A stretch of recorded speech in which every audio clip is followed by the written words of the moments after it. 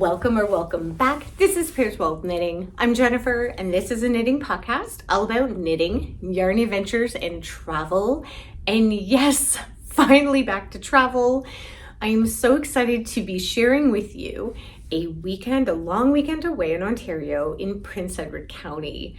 It has been the most wintry, this is all snow, wintry weather of a weekend any knitter could wish for. And this is it. It has been very fiber heavy, textile arts. My knitting heart has just been bursting this weekend, and I couldn't be any happier. We're going to be sharing whips, of course, that I brought with me that I've been working on. Of course, we'll here, sipping knitting and enjoying everything the county has to offer, as well as a visit to a yarn shop. I visited a yarn shop in Picton, Rosehaven Yard, that I'm going to be sharing about with you. And then, of course, I feel incredibly lucky that I was able to attend the one day out of two that were open, and then due to the snowstorm they canceled one day, of the Textile Takeover event that's happened in Picton, Ontario. Totally chance, totally feel the luckiest girl.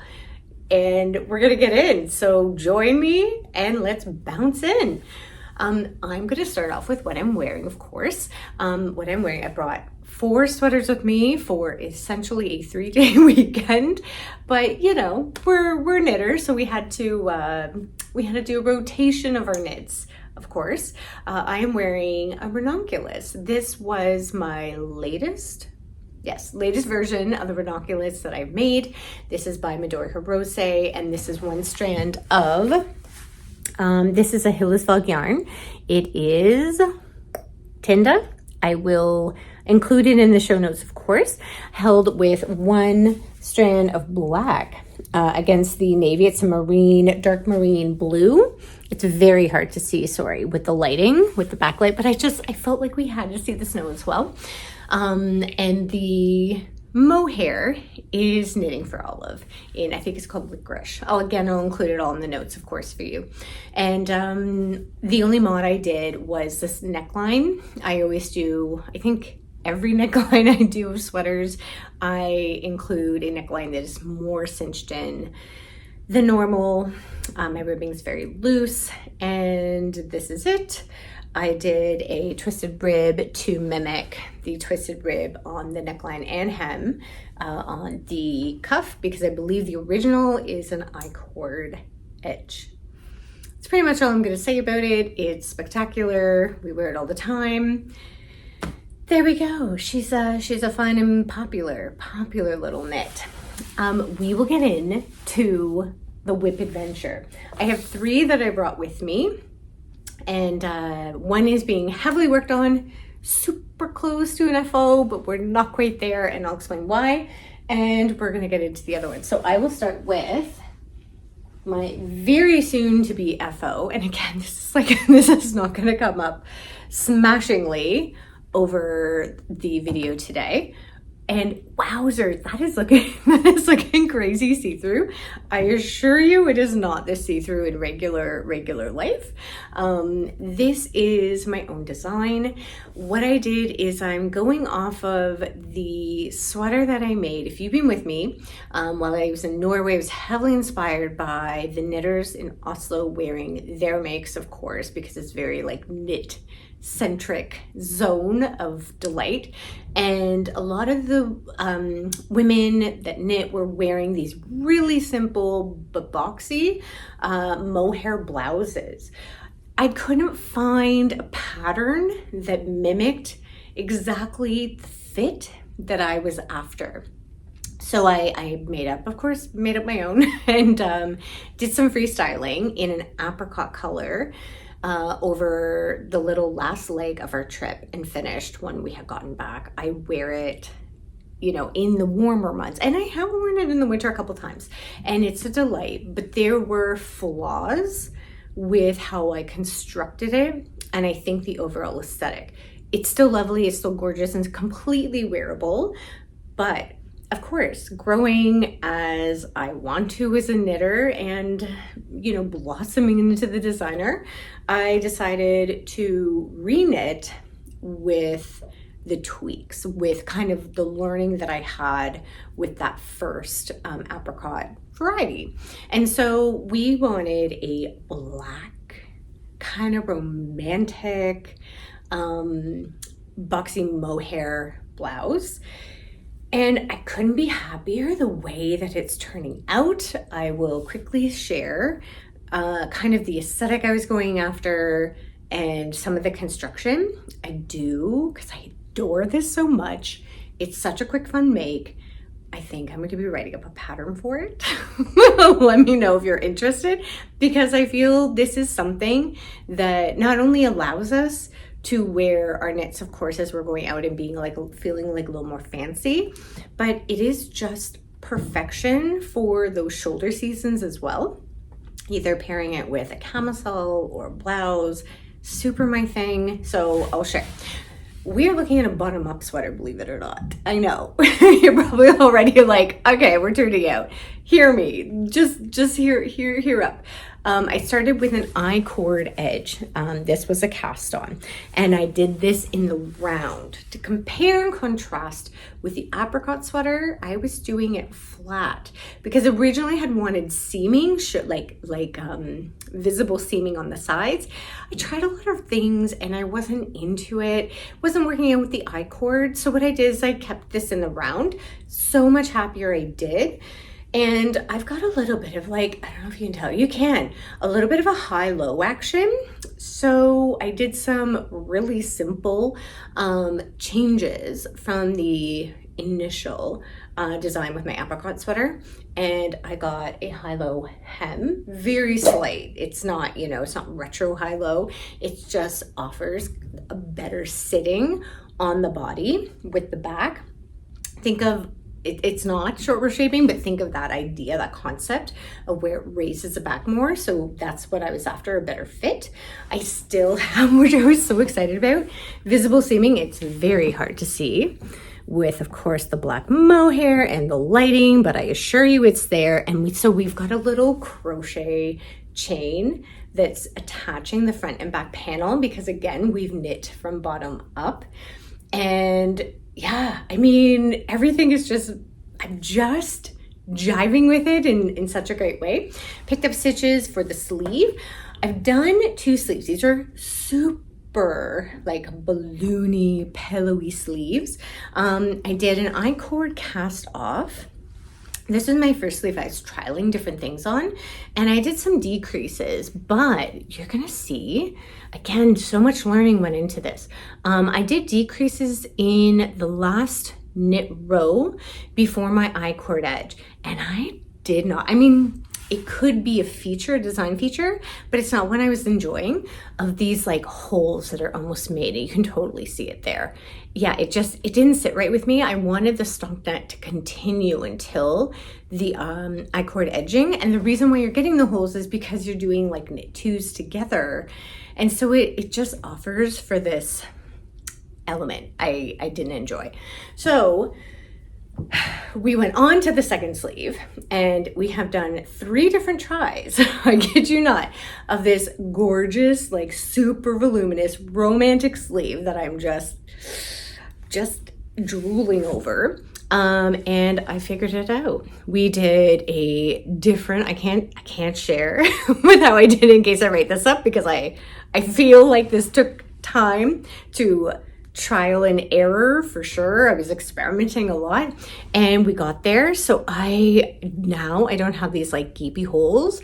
We're going stockinette right to the I-cord edging, and it's looking delightful in my mind. It's looking delightful with my eyes. We are just feeling it all. I decreased a lot less actually on this sleeve. So I've got the last 3 stitches on hold, and I chucked them together to try to get a view of this. And it is just, I did a little try on. So what I will probably do is I'll do a little try on for you with like a B-roll to show you the difference between like the 1 cinched in sleeve, which I'm super enjoying without the holes, and then the 1 cinched in sleeve that isn't as cinched in as I would like with the holes. And yeah, so getting excited. She's almost done. And so I'll be able to finish it tonight for sure. So this is the Mohair Blouse, future name unknown. Maybe you've got some ideas. Let me know in the comments if you'd like to offer a name. Maybe you're into it. I don't know. Let me know. I enjoy coming up with the names, but it would be kind of fun to hear what you have to say. So that's the first whip. Very soon to be finished object. Next up on the docket, this is so good. And I have been just, again, really excited about all of this. I've got balls of yarn everywhere. I am working on that second, technically third, version of the Kingsburg Keyhole sweater, and I brought it with me. I didn't expect to have as many setbacks as I had with the sleeve and the decreases as I did with my black mohair sweater, so I thought I would be like onto this right away, and it just hasn't been the case. But you know, that happens when we're experimenting and troubleshooting, so totally fine. So all I have left, so this is my own design. I didn't even share that. I am delightfully going through my very first garment outside of my plug and play slipover sweater, I'll say, that is currently with my tech editor that I'm working with, Sandra Whitaker in Toronto. She's got a couple samples of mine that I've already knit up in very different yarn. If you haven't been here, I'll just share quickly. One is in 2 strands held double of 4 garn, which is an unspun yarn, super gorgeous, super light. It's unspun, it has my heart. It's from Hillesvag. And this version is a really different version from that. It is a 2-ply. Gosh, the lighting is just not great, so my apologies. It's a 2-ply yarn. This is Vald, I think is how I can say it. The full name of this is Vald Nox Pull, I'm trying so much, please. Pullover. So this is from Hillesvag as well. I really wanted to create different fabric from extremely different yarn with the same pattern, because I adore the idea of creating a sweater, any kind of garment, but in a really, you know, I want to take creative onus of applying a yarn that I feel really excited about with the pattern. These 2 yarns are so different. I did use different needles, but I'm still obtaining the same gauge. So the fabric is so different. And I will, when I finish this all and reach out for testers and all that, I'll share the details around that. And yeah, it's been a delight. It's in this like very gorgeous chocolatey brown color. And yeah, it's rustic, it's soft, it's a delight. I am so excited to, and I'm saying it out loud, so it makes it very real.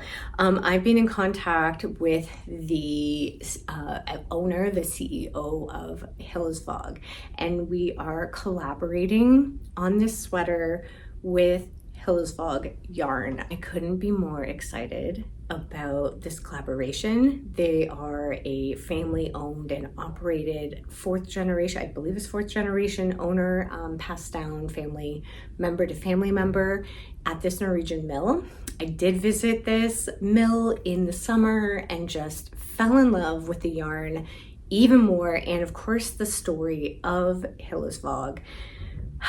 I feel so lucky, I really do. So stay tuned to find out details about that. I'm tickled pink. So yes, I will not give away, I think, more details about the sweater because you're going to be hearing heaps about it in the future. That's the Kingsburg Keyhole Pullover in Hillesvag yarn, and this one in particular is Vald. So good. My last whip that I'm going to be sharing with you today is from my 2024 favorite knitwear designers. I did a little mini series during the holiday of favorite knitwear designers that I've come across last year. And my number one, like new to me at the time, designer is Melody Hoffman. She is a delightful designer, and I've knit a number of her sweaters. I wish I could knit everything. I just don't have enough knitting hands and time. So I was kind of between, I was decision making. I was in between sweaters. I think this before I cast on for my mohair sweater. I was doing a lot of pattern writing and grading, which took a lot of brain space.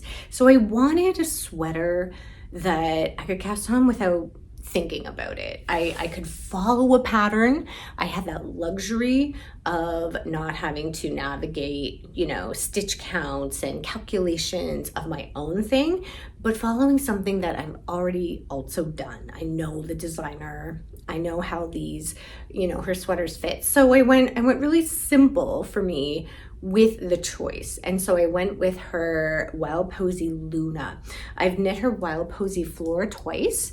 And so this is just like another version of that sweater. You're seeing like a little bit of a yoke.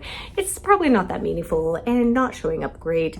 But it is basically the Flora like edition, that edition. So it's a textured yoke with some lace work. This is just a textured yoke. You've got wrap stitches, you've got some interesting like faux cable-y bits, I would call it. And it's one of the sweaters that I've just been like taking little nibbles on, kind of between decision making of creating different garments that I've been creating from scratch with calculations or pattern writing. So this has just been bringing me some like really simple loving joy. I'm knitting this with 2 strands held double of Plutalope in this like really odd kind of khaki green with little flecks of rust orange and quite heavy on the gray. I purchased this during a yarn shop sale like last year maybe, and it appeared to me much more green. Like this is kind of the green that I am here for. Hunter green, classic kind of 80s, 90s green. This is much more gray, but still enjoying it. And I feel that the combination, of course, this is one of the designer Reco yarn. We're going with it, and it's not offering the brain power that I need to have on my other things that I'm doing. So this is really simple and lovely and needed at times. I hope you have a project like that too, that you can kind of like kick off on and just tune out on and just kind of go autopilot. And it is delightful. I do have to say, like, not every project that I work on do I enjoy hyper focus. So that's lovely. All right, I'm going to now talk about the Textile Takeover. Okay, so we planned to be here, Love My Life and I, for the long weekend. We are celebrating many things this weekend. We are getting a long holiday, a 3-day weekend, because it's Family Day weekend in Canada. So we get the holiday Monday. We had technically Friday was Valentine's Day for all of us. So there's that to celebrate. It was also the Love of My Life's birthday on Wednesday, and it is my birthday, which was, now you'll see backwards, the Monday, the holiday Monday, the Family Day weekend Monday. And so we're celebrating birthdays, we're celebrating love, we're celebrating Valentine's Day. It's really all the things. And so we usually go away on this weekend anyway, somewhere. And this was it. We thought Prince Edward County would be a real winner. It's not too far from us from the city. It's about 2.5 hours. Although we shall see how getting home will be tomorrow, but cross our fingers. And yeah, it's lovely. We've been here many times before and always have a lovely time in the county. We're staying in Picton, which is, I don't know how to describe it. There's like a point that you come down to from the highway, and it's before the edge of the point. It is a small town with a like center downtown. a strip, very, you know, petite, but full, chock full of fun little shops and stores and restaurants and cafes. And they have really built up, I think, what has been here from before to today. There was a big hotel that got put in, and we were just having a lovely time. I will talk about the Textile Takeover. I just started talking. The food's great, the sips are great, people are great. Textile Takeover. Textile Takeover. I always, before I go away and travel anywhere, even if it's for a long weekend or a week away plus, I always check to see in the city or town or wherever we are, events, just to see what's going on. I never want to miss out on anything, especially when it's like fiber arts-y. And so I always check. And thank goodness I did, because this week before we had come, I was dabbling just to see, and I figured winter's hyper off season for Prince Edward County. This is more like a fair weather location for spring and summer and fall people of Ontario plus to come and enjoy. And with this, I saw a Textile Takeover, and I thought, is this all the fiber arts and more? And sure enough, this was an event that was thrilling to be able to attend. They had originally set out 2 dates for the Textile Takeover. It was supposed to be Saturday and Sunday of the long weekend. Sadly, because of the storm, they responsibly canceled today's event. So yesterday was the only day that the Textile Takeover happened, and I just happened to attend yesterday, which I feel very lucky for. Maybe if you weren't able to attend this year, consider next year. It was fabulous. I'll share about it. It was a free event that took place at the Macaulay House Museum in Picton, Ontario. For where I'm staying, it was like a 10-minute walk there in the snow.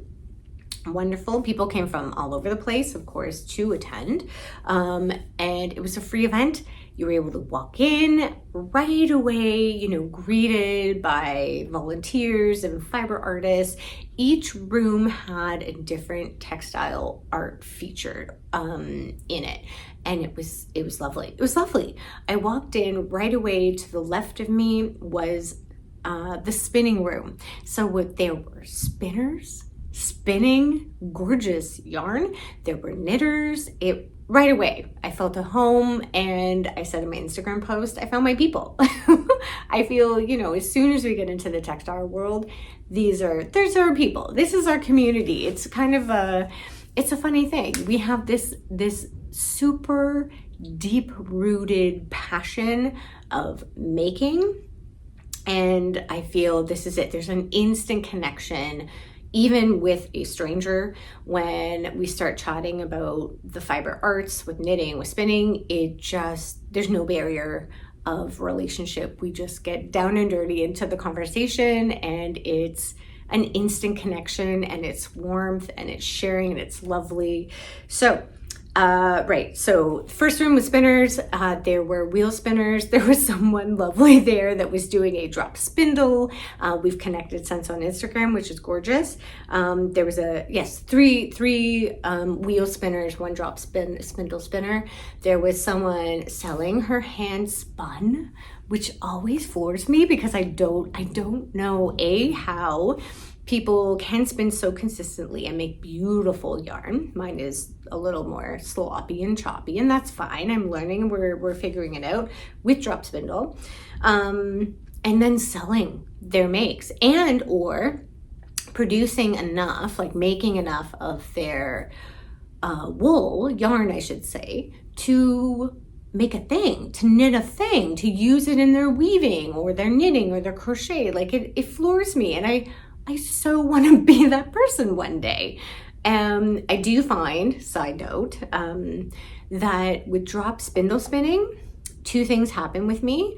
One is I really would like to produce a quantity of yarn that is enough to knit something, even an accessory. And I find at this point, I'm not so much there. And two, drop spindle spinning, I find I think I do funny things with my hands. I get a lot of thumb and thumb joint pain. So I find I'm not doing it, or I don't know, I haven't touched it in quite some time. So I have to figure out either what am I doing wrong in my drop spindle spinning world techniques, and maybe two, plan B, possibly considering buying a wheel. I said it out loud. I'm not sure. There's some talk. There's some talk, because again, I figure if I have a wheel, I can prepare yarn enough for a thing I would knit, like a sweater, and that would be the absolute dream. Anyway, okay, that's enough about me. Moving on, there were rooms with weavers. So we're talking table and floor loom weavers. There were some looms there that were smaller, not, massive table or floor looms, I would say. Beautiful makes. There was rug hooking, there was punch needle, there were embroidery artists, you name it, they were there. Crocheter, felters. I mean, it was just, every room had something different to offer. It was a treat for the eyes and the hands. I did try to confirm with every maker if it was okay to touch. Everyone was pretty, liberal, and I think understanding of textile arts. And so I was getting into it all. I was asking questions. It was lovely. Everyone was so friendly. It was a well-attended event. The museum, the Macaulay House, packed of people. It was amazing. And some people that I chatted with, I just bumped into people and started chatting, they weren't even fiber artists. They were just interested to see what was available, what people are doing with their hands. It's amazing. I had a good chat and demo with Eco Dyeing with Bay. Bay is from Honey Pie Hives and Herbals. She's from the area, from Prince Edward County, and she is one of the event coordinators for an event that's going to be happening in June called Gather in the County. It brings all kinds of modern textile arts under one roof at the Crystal Palace, and it's some market fashion. This is only from what I've been seeing. This is happening June 7th of this year at the Crystal Palace, which is located in Picton, Ontario. So if you're interested, if you're in the area or considering coming down to Prince Edward County in June, which would be a stunning time to come, you might want to pair it with that weekend, because Gather sounds like it's going to be a delight of more textile arts to be had and enjoyed. That weekend just happens to be the same weekend as well as the Ontario Spinning Seminar that I attended last year and will be attending again this year in June. I believe it's happening at Wilfrid Laurier University, which was last year there as well. So I'm really excited to attend that. I wish I could clone myself and also attend Gather, but I'm very committed to the Ontario Spinning Seminar weekend. So hopefully you'll do one of those two things on that very busy fibery weekend in Ontario, June 7th. Very exciting, loved it. As I was upstairs still perusing all of the beautiful textile arts that I was coming across, I bumped into Cabin Boy Knits. I was so excited, Christopher and Jamie. I had actually met them and bumped into them along with a bazillion people at Rhinebeck when I attended, not this year, of course, but last year. And it was a delight chatting with them. I said, oh my gosh, people must just been all over you here. And they're like, no, you're the first person that's like recognized us. I just thought, what? Anyway, so we had a really nice chat, took a little photo, and it was lovely to see them there. It was so good. They're big eco dyers as well. And so that was super gorgeous and an unexpected surprise. The event itself was very well organized. It was lovely that it was free admission, which I feel like they could have done a little donation, which would have been lovely. But I do understand the inclusive and the access bit of having free admission, which was so generous of them. And yeah, I feel almost every fiber art was represented somehow, and it was such a nice mix of people as well. Again, fiber artists to non-fiber artists that were just getting super hyper inspired, and you could also purchase the makes as well of the fiber artists. It was great. That was a textile takeover. Gorgeous, and I would love to attend again next year if they're having it. Yes, please. Now we're going to get into Rosehaven Yarn Shop. So I have been bumping up and down the main street of Picton, and not driving, of course, because we've got a little bit of snow, so we're taking it easy and we're just walking everywhere, which is great. So I ended up going on the first day. Didn't want to miss out. To Rosehaven Yarn Shop. It's owned by Leslie. I didn't get to bump into her, but I know I have in the past at different fiber events. And of course they have a variety of yarns, super fun. Samples up all over the store. They've got some really unique samples of different like Fair Isle, kind of like mixed motif samples. You'll probably see in the video, there was like a Halloween-ish version of like a skirt with all kinds of different motifs, pattern motifs for Fair Isle knitting. It was very cool. And yeah, I purchased some items. I did find, I'm just fully disclosing to be transparent, I didn't buy any yarn there. I did find most of the yarn. If it wasn't fully synthetic, it had a lot of heavy blend of synthetic. Not all, they did have some mohairs and that kind of thing. But it's always interesting to me where the yarn shops are located, the different kinds of yarn in general that they carry. So there were a lot of names that I wasn't familiar with, but then also because synthetic doesn't have my knitting heart, I'm into like the rustics and that kind of thing. Here's what I did buy that super resonated with me. I bought two things, little stitch markers.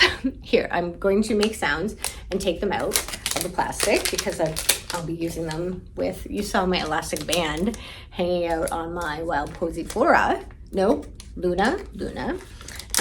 These were just so silly and fun. They're little Highland cow stitch markers. Can you see? I don't know if you can see. So you've got the little hole, of course, that's in the bottom, literally the bottom. And they just go on the needle, which you probably super know, to hold your stitches onto the needle. Look at me pulling my unspun. And I go all over the place, as you probably know, with my knitting. So just because I'm like moving from spot A to B all the time, TTC, car, whatever, I'm always bringing my knitting. And so I do find that the stitches come off a lot. You saw me just do my elastic band as a cheat to go around my needles to stop the stitches from coming off. But now I have these like cute little Highland cows. They're just gonna kind of like hang out and be much cuter than my elastic band. So I bought those at Rosehaven Yarn Shop.